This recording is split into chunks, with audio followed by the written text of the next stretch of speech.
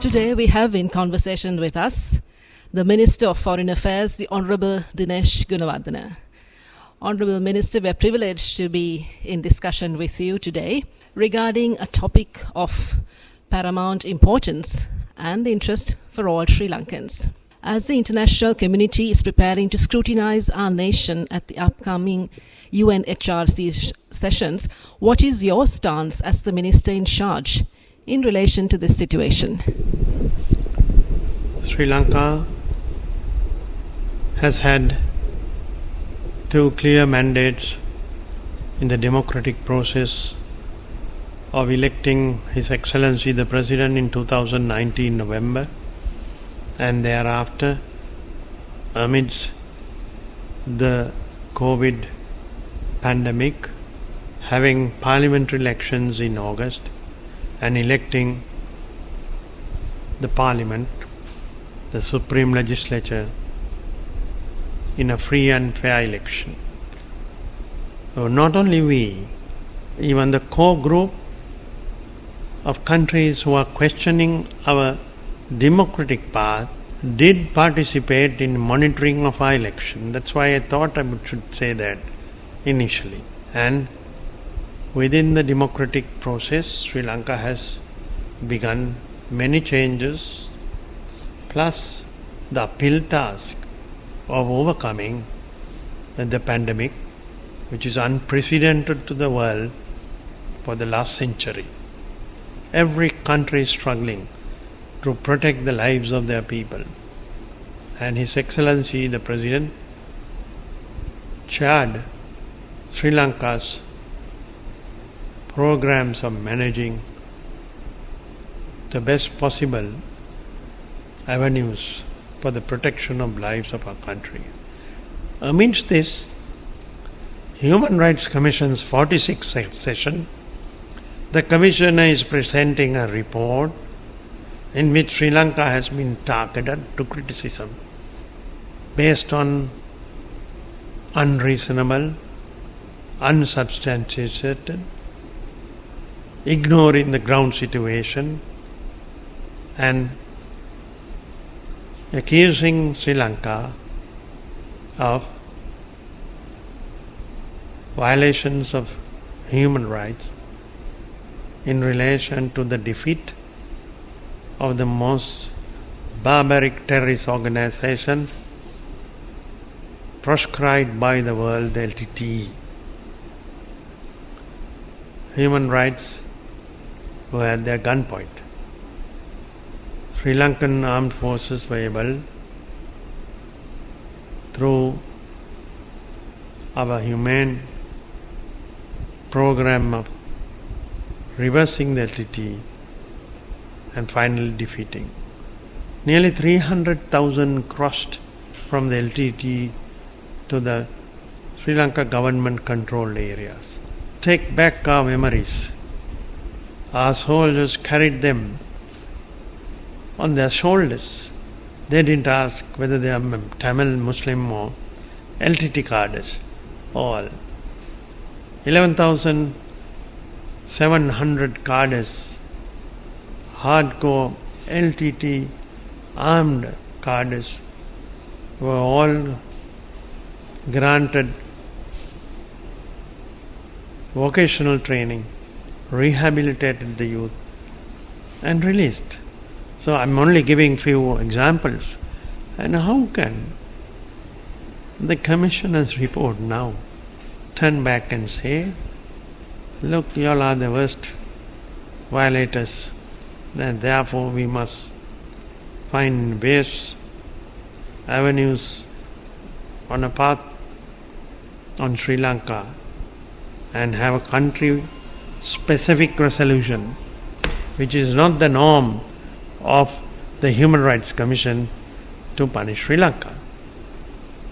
We have rejected the Commissioner's report, replied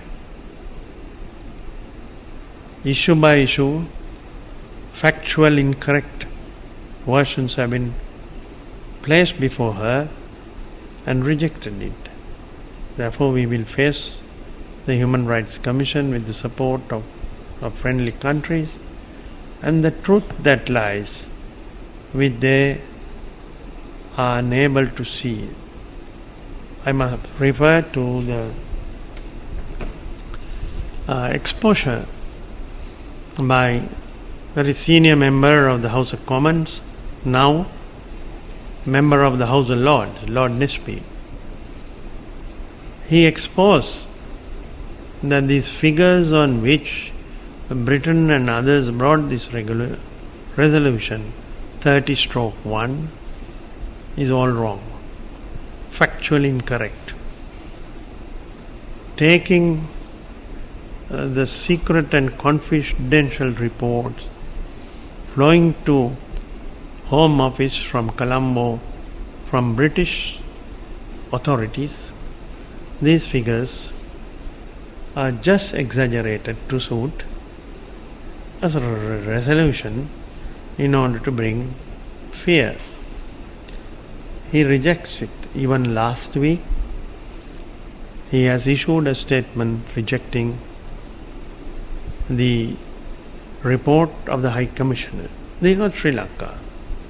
Sri Lanka on its own has rejected. 30/1 was the last government's, I would say, betrayal of the country. They joined hands and became co-sponsors of a resolution against one's own country, which does not happen, and one's own armed forces on false figures, violating the Constitution. After the election of the President, as Foreign Minister, I went to Geneva last year and announced the withdrawal of the co-sponsorship, that it violates our Constitution. Instead, Sri Lanka would appoint a commission of inquiry headed by a Supreme Court judge, where all complaints or all such reports connected to these so-called violations, allegations which have not been established, could come forward, and within a fixed period the Commission would come up with its recommendation and grant the process of accountability that it could give. Now, why are these institutions and countries, few of them, refusing to adhere to our Constitution? Our Constitution does not provide for foreign judges, and our Constitution sets very clear guidelines for investigations, etc. We have had a very clear history of our judiciary. Our judges have been picked to serve in international court in many countries by the UN. And how can the Commissioner says Sri Lanka is not just? So, my predecessor also, Mr. Tilak Marapana, at the very end of his term in Geneva, he said, our Constitution will have obstacles in implementing these resolutions that have been drafted without knowing Sri Lanka's reality. So I must say, we are explaining, we have given all the possible reasoning, the factual situation, the ground realities on which we are going to reply if there are any more resolutions against Sri Lanka. Honourable Minister, as a democratic nation, how well prepared are we to respond to these allegations? We are a democratic government elected by our people, Our Constitution provides for all our citizens to be protected. Our fundamental rights are very strong and has a strong base. But still, Commission of Inquiry is what is being canvassed. His Excellency President has appointed Justice Nawaz and members to go into this matter. The Office of the Missing Persons is functioning. We allocated more funds this budget in order to further extend how redress, any complaints could be looked into. Any legal amendments that are necessary of people who have lost their kith and kin, those amendments will be brought in the different laws and regulations in order to give redress. The process is on, and we have His Excellency the President has taken all our citizens with equal rights very clearly manifested in the pandemic situation that we faced. From Point Pedro to Dondra, all have been treated alike. So what are these false allegations that the Commissioner's report is trying to make? Will be exposed, presented by Sri Lanka. Only thing is, this is the first time the Human Rights Commission, which has 47 members out of the United Nations members, we are sovereign independent nations in the UN. Out of the 47, the first time the sessions, the 46th the Human Rights Conference is going to be held without open participation. It is going to be via the new technology that could be used. Now, if this is going to be the approach to no debate, no discussion, no meeting between country delegates, but by having the conference and just passing what some of them want to do, I do not think it will be the most acceptable or reasonable or most justified approach, which would be seen when the conference begins. Also, the West seems more often than not in haste to impose sanctions, restrictions and directives on the less powerful and developing nations.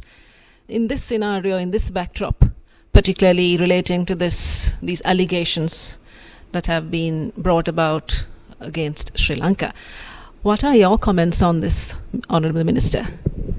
Yeah, the global South has always been targeted, right from economic hardship, injustice, progress and development, human problems, environmental problems for which we suffer. Though we have overcome colonialism by joining hands as a non-aligned movement, Sri Lanka played the key role as a neutral, non-aligned country. We are the pioneers with others which brought about independence to so many countries. They are friends. They understand Sri Lanka. So, the hegemonic approach of trying to treat the global South in this manner is undemocratic and unwelcome by the global South.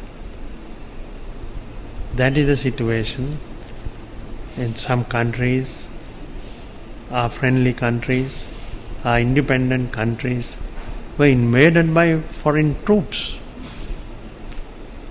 and the harm, the agony they brought, and the violations of tremendous rights of those people, when some of their own soldiers have been found guilty, now they are in their own countries passing legislation to give pardon, immunity for going to other countries and invading. And in duplicity today, they tell us that our forces have done wrong. We have been telling them, okay, so where and what these so-called violations, and it will be, all will be before the Commission of Inquiry. But allegations per se does not make anyone establish it as truth. We expect the Human Rights Commissioner and the Office of the Human Rights Commission to be impartial. If they are not impartial, the Commission's credibility too will be questionable. Sri Lanka is not the only one that they are targeting today in these sessions. There are about 9 other countries on which they want to pass censure. They have done this before on so many other countries, and those countries and people in thousands have suffered. Sri Lanka will have an approach, friendly approach, and meet the arguments and retaliate it with all our friendly countries. As you mentioned, Honourable Minister, about the friendly countries Sri Lanka has, how important is it to maintain healthy ties with our friendly nations, especially China and India, during these times and in relation to this proposed motion at large? Sri Lanka has been very close ties, strengthening our relations and our friendship with our close friendly countries, India, China, and all others have been very much positive.